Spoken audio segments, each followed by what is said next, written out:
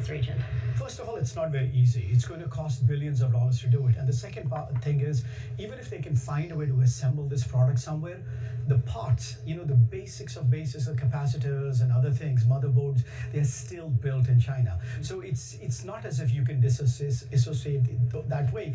The right way to do it is, build your own semiconductors, build your own parts, get your own assembly, and then you are decoupled from China. One of the things you noted in your research is the CHIPS Act may help with potential relocation of supply chain. Talk us through the dynamics of what's in that act and how that might bring some more onshore.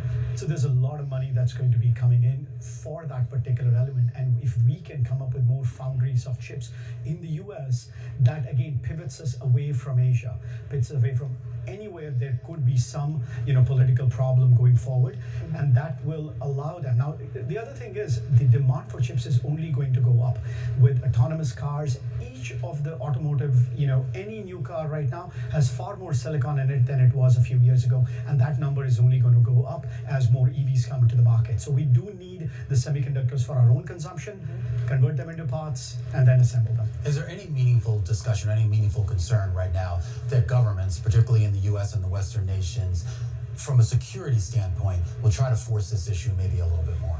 I mean, I think they should, because, again, there is some bipartisan support for this particular bill. And the number is pretty big, I think, over $50 billion. That's not small, change over there. Now, we need to start today so that we can start building it a few years from now. And again, this is not going to be easy. It's going to take several years out for any even slight decoupling from China. Really appreciate it. Anurag Rana there, of course, the Bloomberg Intelligence. And Romain, that's sort of a fun segment that we're doing, highlighting all the best research coming out of Gina's team. Yeah. Do we call it Gina's? And Anurag. No, not entirely Gina's team. Gina's colleagues and teammates.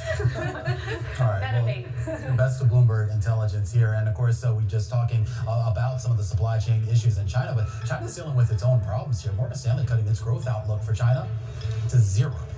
Wow. Stocks over there really taking a beating. We're going to discuss that coming up in Emerging Action just ahead. This is Bloomberg.